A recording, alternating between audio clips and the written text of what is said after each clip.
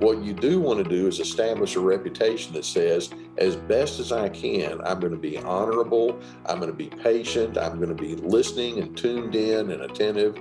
That's what I stand for. And that's your best tool. Thank you for joining us for the Blended Kingdom Families podcast. This podcast is for blended families, the people who love them, and anyone who just wants to improve their marriage and family relationships. BKF exists to break the cycle of divorce, equip marriages, and unite blended families with the truth of God's Word. It is our hope that today you will receive biblical guidance and practical resources that will bring unity and peace to create your thriving, healthy home. Let's jump in. Hey guys, Scott and Vanessa with the BKF podcast. We are so excited that you're here with us today. If you haven't already, please take a minute, like, share, subscribe to our podcast. We would love to inform you every single week when a new podcast is released. If you're listening to this on Audible, you can also go to our YouTube channel and hit subscribe, and you can watch it on video as well. So today we are excited to have a guest with us who's been with us before, but we are so excited to have you back. Dr. Les Carter, welcome to the podcast. Okay, you know that I've been looking forward to this. Two of my favorite people. So thanks for having me with you. I mean, I'm so pleased with what you all are doing. Thank you. Aw, thank you, Dr. Carter. We love you, and we miss not having you here in the DFW area, but you're still in Texas. You're still a Texan in the Waco area. But we're glad to have you today with us. But I retired from my counseling practice a few months back. I brought my dog and my wife to Waco, not in necessarily that order. And so I'm still alive and kicking, and still have plenty of stuff going on. that's awesome. Well, we're excited for you. I know that's a new season, and that's exciting. But for our listeners, I just want to, for the ones who may not know who you are, I just want to give a little background and share a little bit about you. But you guys, Dr. Les Carter is a certified marriage and family therapist, counseling for over 40 years. 40 years, y'all. With his first 25. Yeah. With his first 25 years being spent with the Minirth-Meyer Clinic, the last 15 years as a co-founder at Southlake Psychiatric and Counseling Center, which he is now retired from. He has written over 15 books, you guys, some of which include The Anger Trap and When Pleasing You is Killing Me. He is also the creator of the YouTube channel Surviving Narcissism. And we actually did our last podcast with Dr. Carter talking about narcissism within blended families and ex-spouses. So if you haven't checked that out, go to the YouTube channel, check it out. Just some credentials about Dr. Carter. He's certified by the American Association of Marriage and Family Therapists and licensed professional counselor in Texas. And currently, he's a retired, psychotherapist specializing in anger management and narcissistic personality disorder. And again, you can check out his YouTube channel, which is awesome. And you have, oh my gosh, like 500,000 followers on that. We're almost there. Yeah. So it's been amazing. We've been doing it for 3 years, and I love doing it. I haven't run out of any material yet. So yeah, Surviving Narcissism. Well, we love what you do, and we love the light that you shed on some really challenging areas of not only just marriage and what our audience looks at co-parenting, but you really do bring such a fresh light and some great explanations of behaviors. So if you haven't checked out his podcast, go check it out, his YouTube channel. It's phenomenal. Mm-hmm. Yeah. Well, Dr. Carter, before we get started, just tell us a little bit about you, your family, anything fun, your hobbies, anything you want our audience to know about you. Oh, well, it's my counseling has been my life. And one of the things I like to do is I like to fish. I've got got a nephew down here that we have a couple of little holes that we like to go fish in. We got a granddaughter down here who's 3, little Lorelei. And we build a lot of our schedule around her, my wife and I. And family is everything to us. Mm-hmm. And we have nieces and nephews and all like that. I haven't seen my family members for a day and a half now. So we're getting together with them a lot. And, our Christian faith is, of course, very important to us. And, it's just, we just like being committed to those kind of things. And I'm constantly reading and watching things that are going to keep me growing personal growth is such a huge thing. So that's just kind of where I'm at. We're at a good season in our life right now. That's awesome. Well, that's awesome. And you've earned that. So Yeah. we hope that you enjoy that. But we want you to continue contributing because you have a ton of knowledge and resource. And it really kind of brings us into our topics for today. And I know these topics are they're not easy to talk about. Yeah. And in blended families, especially in extreme, what we call fire seasons, we deal with these a lot. And the two we're going to talk about is parent alienation and child manipulation. So again, topics that as a blended family, we're always looking at our child's health. And because, we're in two separate households, the congruence of information or how the child is treated can be different. So what we want to dive into, one is just talking about what is parent alienation and what is child manipulation. So Dr. Carter, if you could just kind of give your wisdom of experience on these two topics, we'd love to hear that. Basically, there's a lot of overlap between the two things that you're mentioning, just the child manipulation and then the parental alienation. Let's start with parental alienation. This actually became a popular term, I want to say back in the 1980s, late 80s, early 90s, something like that. And I attended my first workshops on that 25 or 30 years ago and started getting more and more familiar with it. And it's like once you put that title on it, it so resonates because I've seen so much of it in my practice through the years. But basically, parental alienation syndrome is when one parent, typically in the aftermath of a divorce, has a specific and deliberate plan to create distance between the child and the other parent. And basically, it comes down to words like brainwashing or programming a child. And one of the defining features of parental alienation is the parent being alienated has no particular need or reason to be alienated. There's no evidence that says that that's the case. For example, if there had been a great deal of gross abuse from the parent to the child in one form or another, then we would need to create distance. But in this parental alienation, there's none of that. It's just one parent teaching the child to hate the other. Basically, I want you to hate who I hate. And it's one of the most insidious patterns that we can possibly see. And then let's pick it up and go into the child distancing that you mentioned. Sometimes parents can include other people besides the ex-spouse, like grandparents or people in the neighborhood or aunts and uncles and people like that, where one parent just takes it upon themselves to say, I want to keep a very, very tight control over this little child of mine. And if I can get them on my team and have them have the same enemies as I have, then that means I've succeeded. And there's a paranoia that these parents have when they engage with the public and with the extended family in front of them. Recently, I did a video on my Surviving Narcissism channel about what I see just in my own subjective thing, the top 5 problems created by narcissists. And the top 2 were parental alienation and a general abuse inside of homes that are a part of it. And the reason I put parental alienation up there in my top 2 is because it's one of the most difficult patterns to break into. Wow. And once it's in play and the wheels are going, it's very difficult to reverse because the brainwashing is so specific and so difficult to counteract because we're dealing with 9 and 10 and sometimes older children whose logic can be manipulated.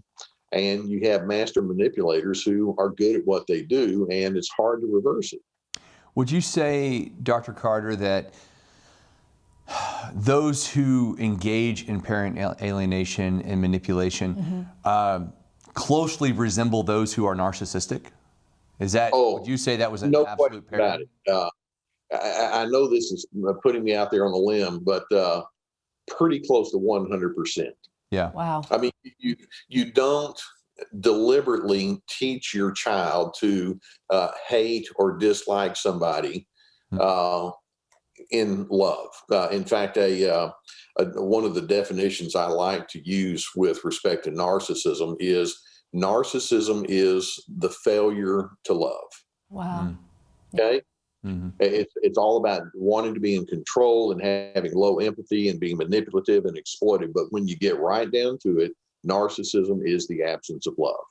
Mm-hmm. And when you train a child to not love, when you train a child to be highly critical or harsh or shunning, when the person that is being shunned is someone who could bring value and benefit, then that's narcissism.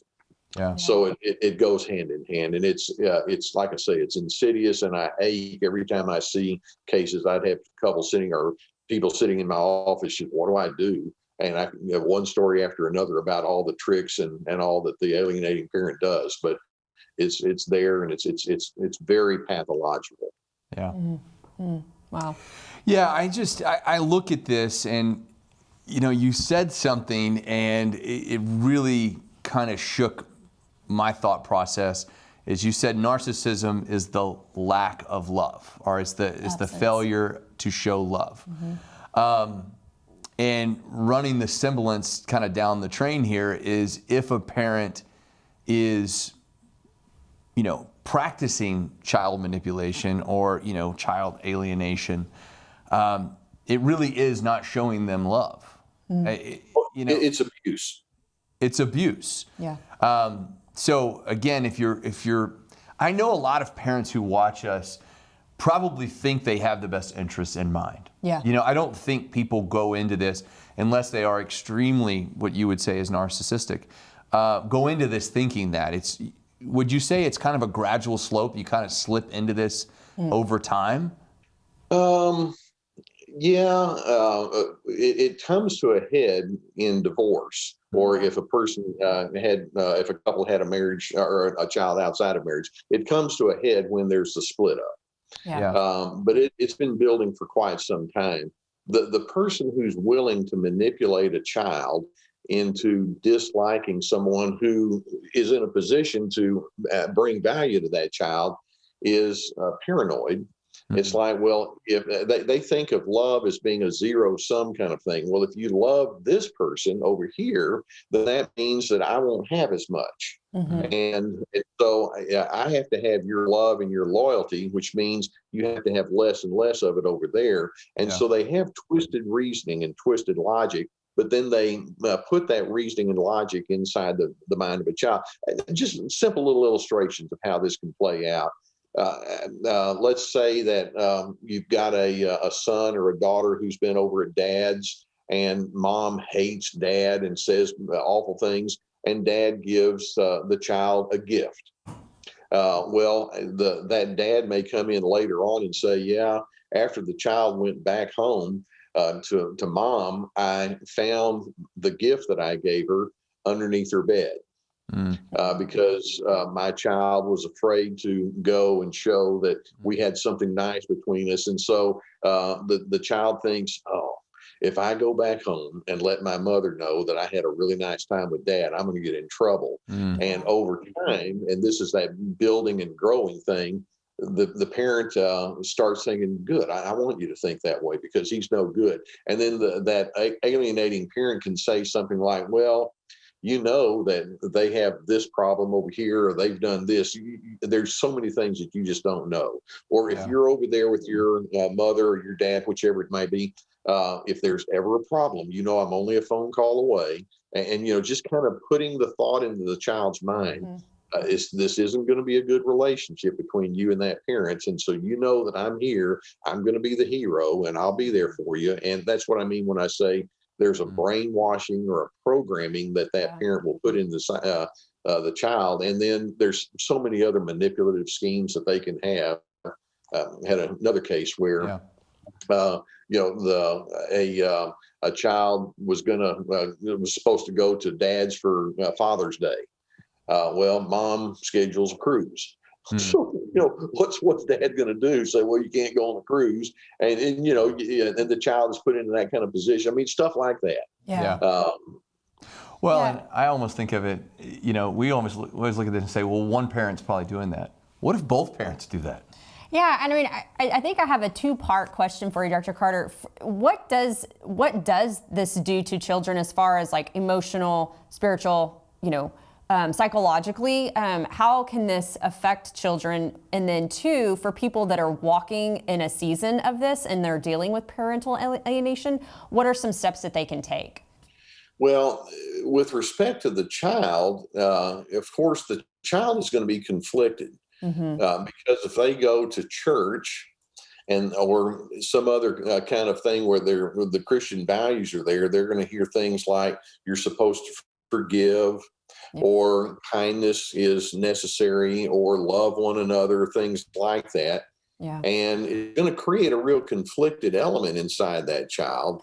One of the things that I say to the offended parent, or it may be a grandparent, or a niece or a nephew or something like that, you have to be very careful that you don't.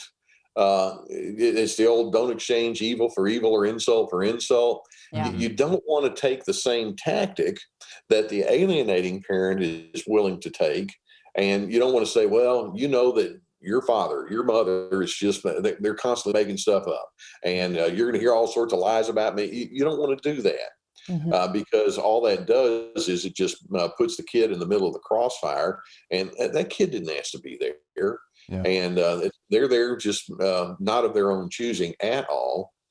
And so if you're the parent or that person who's being alienated, you want to at least be the voice of goodness and reason. And for example, let's go back to that illustration. A dad gives a child a gift and then realizes that the child is afraid to take the gift because mom is going to confiscate it. Later on to that dad, I would say, well, just speak kindly to the child. The next time you have that child, it may be like, "Hey, I noticed that you left such and such behind the last time you were here. Why don't we just decide that when you're with me, then we'll have some stuff here. And when you're with mom, you can have your stuff over there. And we'll just make it as comfortable as we can for you. I just want you to feel okay about some of the things that we have." And notice tone of voice, tender, reasonable, calm, non-threatened. And you just want to speak to that child in such a way that says, when you're with me, you're not going to get coercion, and you're not going to get harshness, and I'm not going to ridicule the other person. And sometimes that can create enough of a relief in the child that you wind up being a safe person, and a contrast to that overbearing Machiavellian kind of a parent over here that micromanages everything. But that is so necessary for you to have your groove on in that kind of direction, as opposed to getting into the battle with the child being, the one that's being tugged on. Yeah, that's good. Yeah, I think it's just great advice. And I think, again, our listeners who are in that kind of heat season, kind of getting to that point where I know you're frustrated. Yeah. But as you said, Dr. Carter, if that comes out, which it probably can come out in more anger, especially anger towards the other parent, then all of a sudden you're caught in the same hamster wheel. Yeah. It's really, really challenging for that parent who is on the receiving end of that to be patient, to be kind, to be in soft tone. But I just want to encourage them to remember they're talking to their child. They're not talking to the other parent. Yeah. They're in control of that relationship with that child. Yeah. What would you suggest, and this may be a little bit harder question, but I want to give you an opportunity to answer it. What would you suggest if you're on the receiving end of that type of parent alienation, or you feel like your child is being manipulated? How would you address how do you address a narcissist who's being narcissistic, who's hurting your child? How would you as a parent come across to the other parent? You're right. That is a tough question. And the reason it's a tough question is you're asking, how does a normal person engage with abnormality? Because what you want to do is bring your normal way of reasoning to that other individual, and that other individual who's doing the alienating is going to very quickly remind you, "Don't you remember? I'm cuckoo. Don't you remember? I'm a personality disorder. I don't think normally. Now they won't say it quite in those words, but when you say, "Hey, look, why don't we just agree that sometimes we do things differently, but let's support each other." Mhm. Uh, that alienating parent is very predictably going to say something like, "I don't know what you're drawing upon, but I'm doing everything right." Basically, is what they're thinking. They have a very tight wall of defense around themselves, Mm. and they'll probably say something to the effect of, "If there's a problem, then that's on you, because I'm doing everything right. I'm just talking truth to our son or to our daughter, and if you got a problem, then you need to deal with it." Mhm. That's assuming they would even talk with you at all. Yeah. Uh, but you're probably going to hit a brick wall. And so rather than trying to talk with that other parent in such a way in hopes that that parent is going to say, "Well, now that you put it that way, I see the light." Mm. They're not likely to do that. I mean, go ahead and speak if you need to, and stand on your truth, if for no other reason to hear yourself do it. But then also let it be known to that other parent, just know that I know that you and I have differences. I'm going to do the best that I can to bring my decency and my responsibilities in the cleanest way that I can. I hope that you can appreciate it. If you don't, I still need to be the kind of parent that I need to be, and you just offer no particular apology. And Mm. basically, your calmness, which is very difficult in a situation like this, becomes your message, not the words itself, because the narcissist, the alienating parent, is just going to chop that up like mincemeat. Mm. That's what I mean when I say it's so insidious, because these people are so impenetrable. Mm. Uh, and that's part of the defining feature. They're willing to build their communication with the child upon untruths in the first place. Mhm. Yeah. And so when you come along and say, "Let's talk truth," it's like, I am talking truth, which is part of their lying to themselves. Yeah. So, does a narcissist not know that they're a narcissist? Oh, they've got the whole thing so tightly rationalized in so many cases. Part of the defining feature of narcissism is what we refer to as alternate reality. Wow. And in other words, they make up the facts as they go along. Mhm. And so, for example, let's suppose that that alienating parent has a history of screaming and being totally irrational. Mm-hmm. And so then the child finds out, well, dad or mom, whichever it is, has a bad temper. That alienating parent might say something like, "Actually, I'm probably one of the calmest people you've ever met. I happen to be around people that are very difficult. And so if there's a problem, it's because of that person over there who's not cooperative." And so they can just kind of twist things around. And that's how they do things. Yeah. And so they bring that brainwashing kind of mindset to the child. It's always someone else's fault. They project their junk onto the other person. Projection means I see in you what I don't want to come to terms with inside myself. Yeah. And so with the person who's being alienated, what I do is I say, go straight to the child. For example, if it's a father or a mother or a grandparent, perhaps you might say something like, "Well, you've probably noticed that your other parent and I don't think the same. Mhm. And it's not likely that we're going to think the same. And so let's just realize that when you're here with me, here's how we're going to handle things. I'd like for you to just be willing to talk with me about whatever is bothering you, or if we have scheduling needs, let's make sure that we coordinate it well. I want to make sure that we're conscientious of one another's needs on that. And you give coaching between you and the child with respect to what you know is the preferred path. And you just go with the assumption, if I try to bring the other parent in, the other parent, by definition of parental alienation, is going to try to torpedo me. So I'm not going to stick my face out there and say, "Here, slap it." I'm just not going to do that. Yeah.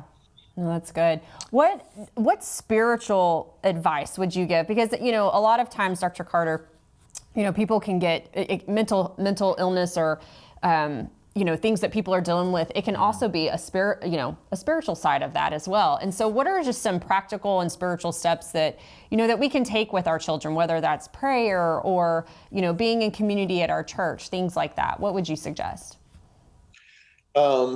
You want to make sure, if you're in that position with the kid, that of course you expose that child to whatever kind of spiritual teachings you have at your availability. If it's things like the books around that you have, or programming on media devices, I was going to say television, but these days it's everything, or camps and things like that. Of course, you want to make them available to your child. Mm-hmm. But beyond that, to me, spirituality is not about teaching a child really excellent doctrine. Not that I'm against doctrine. Spirituality, and I alluded to this when I talked about what narcissism is, begins and ends and is in the middle. It's all about knowing the essence of love. And love is of God, and in fact, the Bible says if a person says they love God but hate their brother, he's a liar. And so love is it. Love is the filter. Yeah. And so your spiritual directive to the child is to let it be known, when you're with me, and when we are engaging with all these various people that we may have in our world, let's figure out what the loving way to approach this would be. For example, we're going to have your cousin over here, and it may be that the other parent has spoken badly about that cousin. And it's like, well, when your cousin's over here, let's make sure that we help that person feel special. And let's talk about, because that's what I want us to stand for. And so you give that kind of teaching, and you can obviously bring it in with your discussions about who God is, but you show that here with me, what I want to emphasize is love and goodness. And that's such an essential part. I want to give you an illustration that is very telling. I had a guy that came to my office that was 45 years old. When he was 12, he and his parents divorced, and his family, his dad lived out of state, and they had moved down to the Dallas area. And for, I guess it would be 33 years, he lived in the Dallas area, and his father was in Ohio, and mom made it so difficult for him to see him that he wound up not seeing his father for 30 years. Wow. 30 years. And at age 45, it's like, I think I'm going to go look up my dad. And he did. And he went back, and he flew back to where his father was. And he came back and talked with me. He said, my dad's a nice guy.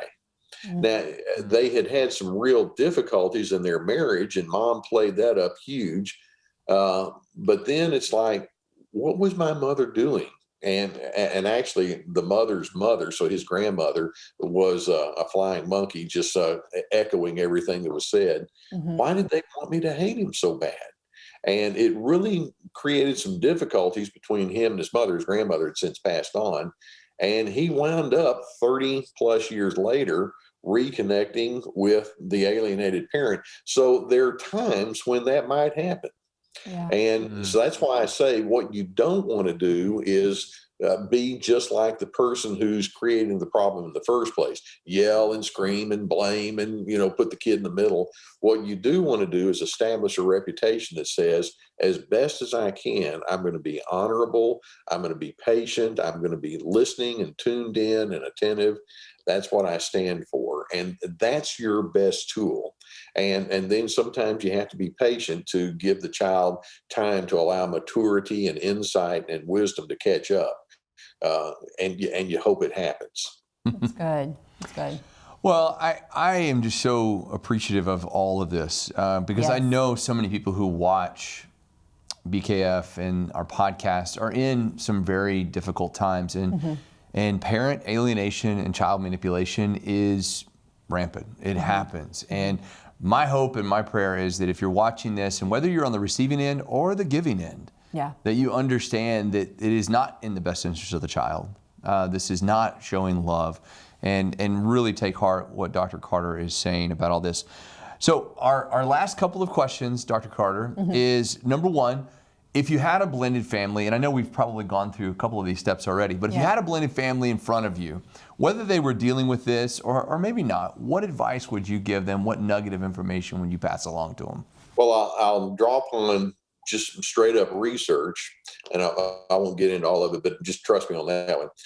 research shows that children of divorce are going to do much, much better emotionally when mom and dad speak well of the other person. That's good. Of the other parent and of all the system that's associated with them. And even if there's some difficulty, you still want to try to speak words of encouragement and support. And so to those people, it's like you want to be the kind of person that shows that even if we have difficulty or strain or differences, we can still find a way of decency. I have this thing, Dr. C, DRC, stands for dignity, respect, civility. And we want to treat one another with those three primary ingredients. And so when your child is going off with the other side, so to speak, you let it be known, I really hope you have a good time. And I know you've always enjoyed, Aunt Maud's company, or I know you're going to see your cousin Bobby over here, and I hope that goes well. And you speak encouragingly, and you would coach the other side to do the same in reverse. And when the kid realizes, well, okay, the marriage didn't work, but you all are supportive of each other's milieu, then usually a kid is going to, that's going to minimize greatly the conflict that they're going to have. And even if you're the only one doing it and the other person's still doing the alienating, you want to be that parent and make sure that you stand for the things that are decent and good. That's good. It's great stuff. Yes. Well, last question, Dr. Carter, and we asked this to all of our guests, but Blended Kingdom Family is the name of the ministry. What does a Blended Kingdom family mean to you? We live in a broken world, don't we? And when you talk about blended, the implication is it was apart and we're trying our best to get back with each other. Brokenness is not something that we as a body of believers need to be blown away by or threatened by. You can tell a lot about a person's spiritual and psychological maturity in the middle of conflict. It's really easy to look mature when everything's running real smooth. So use your moments of conflict to say, I want to be God's instrument. That's awesome. That's when you're going to see maturity at its best. And this gives me a chance to show that I'm not a fair weather Christian. I'm not a fair weather psychologically whole person. I can be that even when the situation is less than ideal. And that's when you know that you've got it. Yeah. That's good. Well, Dr. Carter, it has been a pleasure having you with us. Before we leave, can you let everybody know and tell everybody where they can find you? Well, of course, I have my YouTube. I have two channels. Can't have one, got to have two. One is Surviving Narcissism, and that's the big one where we have a large number of followers. And then the other, we've got some good followers on that. It's just called the Dr. Les Carter channel. Yeah. And I upload 2 videos per week on each of those channels. And then we also have a lot of articles and things like that on survivingnarcissism.tv. That's our website. And we have webinars and courses and things like that we offer. And also that would be the best way to go. Yeah. Awesome. Well, one of the things I love about you, Dr. Carter, is you're not flashy, but you are a wealth of information. And we love that. And we miss Gus in the background. He left us. See Gus back there? Yeah. He's over there asleep right now. Let's see. There he is, right there. He's Hello, awesome. Gus is famous. Well, thank you so much, Dr. Carter, for joining us today. And thank you to our audience for listening in. And like Scott was saying earlier, guys, if you have not already, you can also leave us a review on our iTunes channel. It just helps more viewers and listeners know more about the podcast and just be encouraged by what you have to say. And so today I just want to read a review from Sir Perkins. It says, very encouraging. Love what you guys are doing for the blended family community. Keep doing what you are all doing. So thank you so much. And you guys, we hope you have an amazing and blessed day. Take care. Hey guys, so glad you were here with us today, and I hope you enjoyed today's episode. And you can find more resources from Blended Kingdom Families at blendedkingdomfamilies.com. Join us again next time as we hang out with more amazing podcast guests. And remember, nothing will be impossible with God.